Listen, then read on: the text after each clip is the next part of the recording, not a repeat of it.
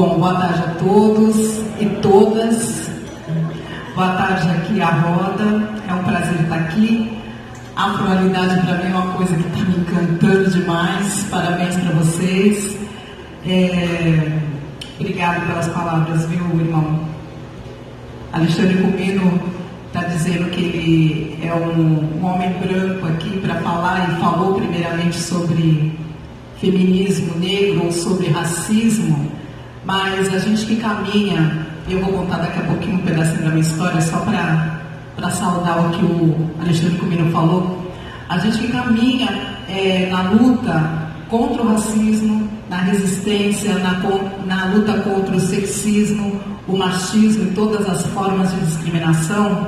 E quando a gente chega para falar sobre feminismo negro, e a gente está trabalhando muito o conceito do lugar de fala, né? Qual é o meu lugar de fala, e as pessoas às vezes não entendem.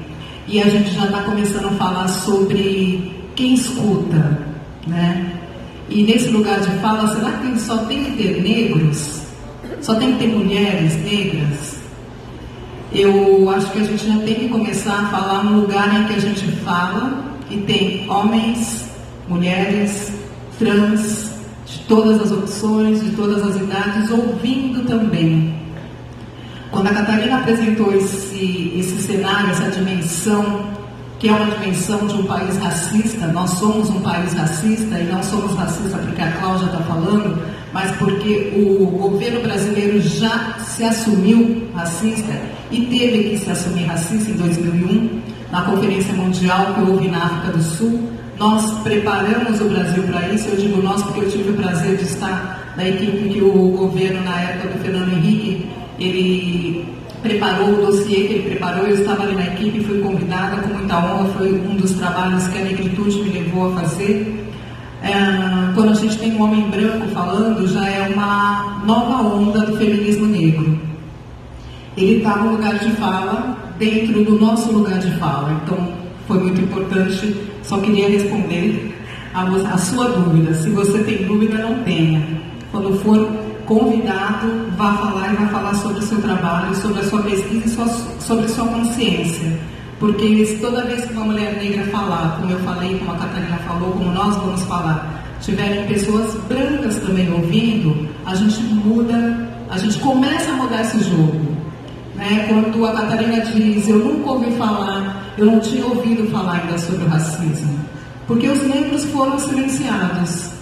E as pessoas não negras, os brancos, repetiam o que o sistema racista deixava e queria que fosse falado sobre os negros. Então, nós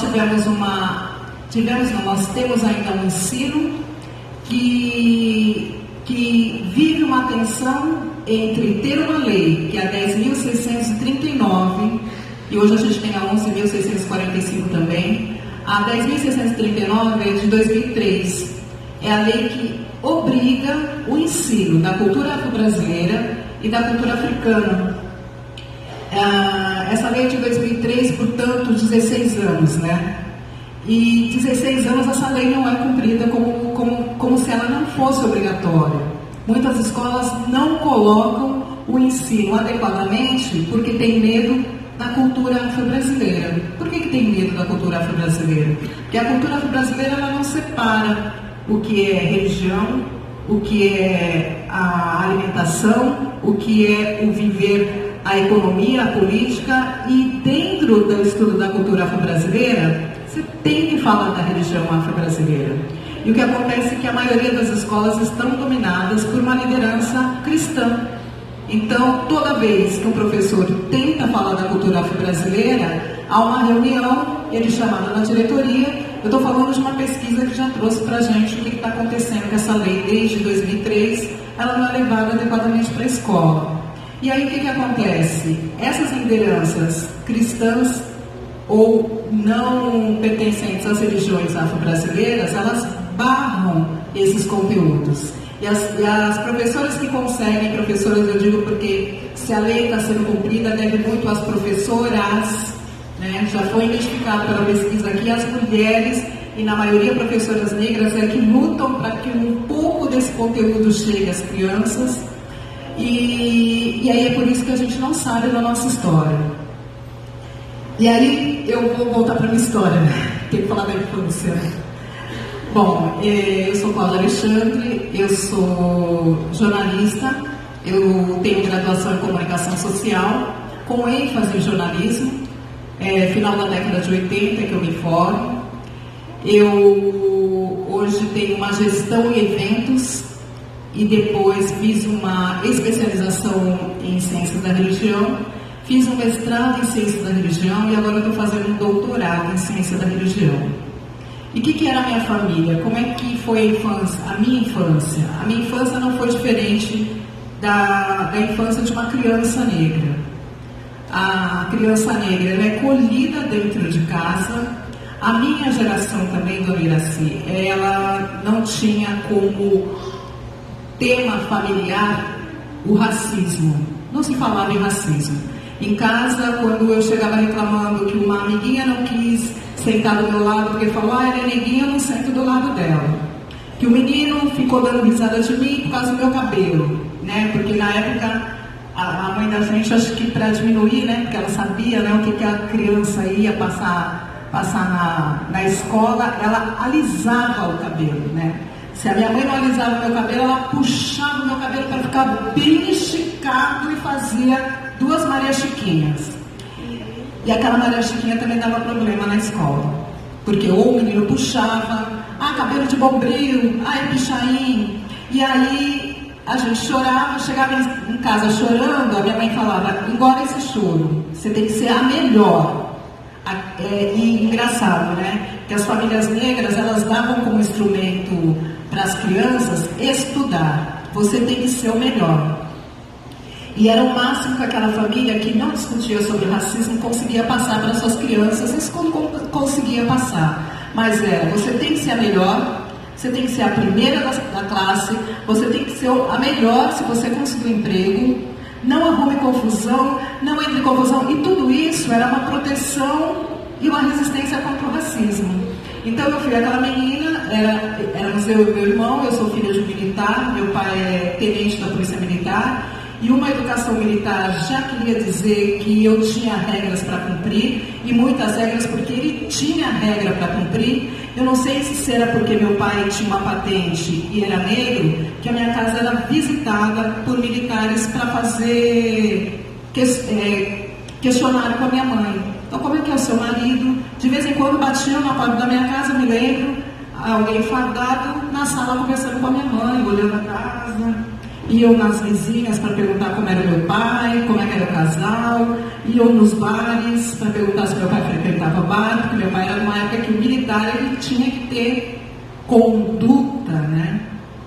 E aquela conduta militar era passada para mim, para o meu irmão. Então nós fomos filhos exemplares. Na escola, meu irmão nem tanto, mas eu lembro que eu tinha medo de quebrar aquela regra. E aí o que acontecia? Quando a minha mãe dizia, não chora, não liga, isso aí é bobagem, e aí eu tinha um acolhimento na minha casa. Mas quando eu saía na rua era diferente, eu era xingada, eu era a melhor da sala, mas a professora não sentava na minha sala, na minha carteira comigo, para me ensinar o desenho como ensinava as meninas brancas. Então assim, eu via que era diferente. E era uma realidade tão diferente eu chegar na minha casa. Na minha casa, meu pai foi o iniciado quando eu nasci no dia 16 de agosto. Quem é da religião afro sabe que tem uma importância o 16 de agosto. É dia de São Roque, São Lázaro, é dia de Obambuê. Eu nasci nesse dia. O meu pai estava sendo iniciado no dia 16 de agosto de 1965. É só aparência de menina. Concordem, por favor. Né? Mas não? Então, e meu pai estava passando por uma obrigação, ele não estava sendo iniciado não, quem estava iniciando era eu que estava nascendo. E eu já nasci com isso, olha lá, ela está nascendo e o pai dela está fazendo obrigação. Meu pai tem mais de 60 anos de iniciado no candomblé, mas a religião também era a religião do meu pai. Então assim, a gente não falava da religião, até porque ele era um militar, macumbeiro não dava. Então, não era muito conversado para que a gente não... A vizinhança não sabia, então as roupas brancas saíam. Eu acho que meu pai, com medo da gente sofrer qualquer discriminação, a gente ficava dentro do carro quando chegava no terreiro, que era no Jaçanã, na Zona Norte, mas a casa dele é de Cachoeira, na Bahia. E aí ele frequentava a casa de um dos filhos de santo, e a gente ia para as festas. Eu me lembro que a gente só descia do carro, que minha mãe levava lanche, levava tudo, eu só descia do carro para participar dos xirês, que mais tarde, agora que eu estou estudando, que eu sabia que era xirê que estava acontecendo, quando era Cosme e Damião. E assim a gente foi crescendo. O que tinha de especial que me deu um traço de orgulho da negritude na minha casa? Primeiro, esse movimento da religião, né? É uma coisa negra, é uma coisa nossa. E depois o samba. Na minha casa, a gente tinha samba todo final de semana. Isso eu conto muito e com muito orgulho. De sexta até domingo, meu pai ligava a vitrola, que era vitrola, ligava a vitrola em todos os LPs. Paulinho da Viola, Matinho da Vila, Jorginho do Império, João Nogueira, Bete Carvalho, Alcione, todos esses discos iam para minha casa. No carnaval, nós tínhamos os LPs de sambas enredos de São Paulo e do Rio de Janeiro. E sem perceber, eu já estava participando de um movimento, porque antigamente os sambas enredos contavam histórias completas do Brasil e não excluíam a história do negro. Então, o que eu sabia, que o negro não era aquilo que me chamavam na rua, na escola, e também não era aquilo que a professora ensinava no dia 13 de maio, que eu acho que é um desserviço para a criança negra, o conteúdo do dia 13 de maio. Quantas crianças não ficavam envergonhadas em ouvir que o negro era escravo? Como se hoje a gente não fala mais escravo, a gente fala escravizado. Por quê? Porque escravo é uma condição que você escolhe ser, é como se fosse um cargo. Ele é escravo. Ele é pedreiro, ele é marceneiro, ela é jornalista e ele é escravo. O negro não escolheu ser escravo, ele foi escravizado. E na escola venderam para nós que teve negro escravo. E aí eu falei de uma outra lei, que é a 11.645, de 2008, 5 anos depois da que obriga ao ensino da cultura afro-brasileira, que é a que obriga o ensino da cultura indígena, onde na escola a gente aprendeu que o índio, ele não foi um escravo porque o negro era mais forte e porque o índio era preguiçoso. Agora você imagina você estar na sua casa, você ter montado a sua casa, comprado a sua casa própria e de repente dão um chute na porta da sua casa, te tiram da casa e falam: essa casa não é mais sua, essa mulher não é sua, esse filho não é seu, mata ele na frente da mulher e nada mais é seu. Você não sabe nada do que está aqui na sua casa. A geladeira não é geladeira, o fogão não é fogão, só para fazer uma analogia do que é a invasão que foi quando a gente também aprende na escola que o Brasil foi descoberto. E aí a gente tem aquela cena na escola, eu estou só reproduzindo como foi a minha infância, do que eu aprendi, hoje eu estou no doutorado, né? E é muito complicado. Não nos ensinam a nossa história. Só para encerrar, aquela figura daquela primeira missa, né? Que tem os índios bonitos olhando, os padres todos muito bem trajados, naquele calor que era, tinha aquele monte de mosquito, um monte de doença, todo mundo que chegava, tanto muito antes dos negros que chegavam e já morriam ali, quando desembarcavam, muitos morriam, houve muita perda de pessoas, não só no tráfico do transatlântico, mas também na chegada. Muitos brancos, padres, missionários também chegavam aos farrapos ali. Aquela primeira missa não foi tão bonita daquele jeito, não. Mas enfim, só para falar que a minha infância foi aprendendo coisas que não diziam sobre mim.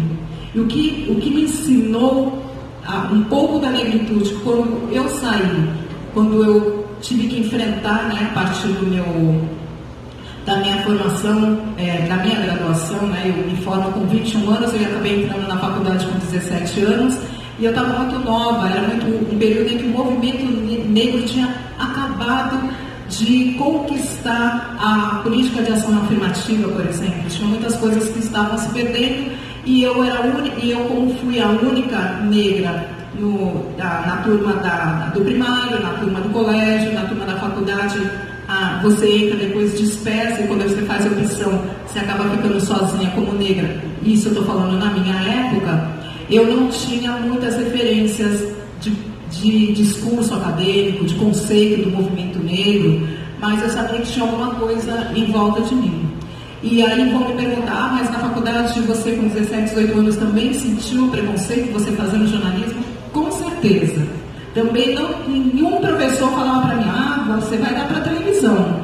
Pelo contrário, para televisão o cabelo tem que estar mais curto, alisado, então ficava aquelas estereótipos que foi muito difícil. Se eu não tivesse a base da minha casa, eu acho que eu teria recuado com algumas amigas minhas negras.